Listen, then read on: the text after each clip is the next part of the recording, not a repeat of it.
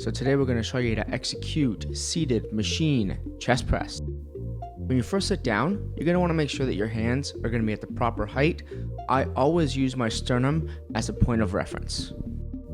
After you've adjusted the height, you want to make sure that you're getting full range of motion and that your elbows are in line with your hands, ensuring that you're not straining your wrists.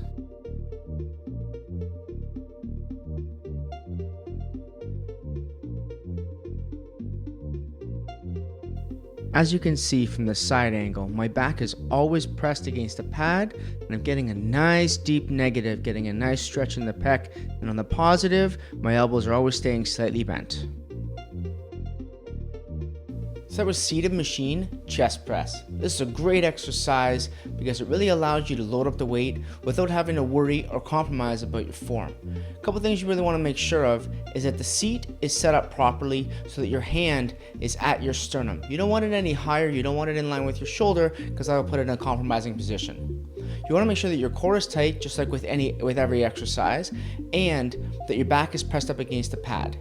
When you're pressing out, you want to not lock your elbow, but slightly always just keep it slightly bent. Alright guys, thanks for watching. Hit like down below if you liked the video. Keep checking back for more. Hit subscribe up here, that way you'll get notified when more videos get posted up. Alright.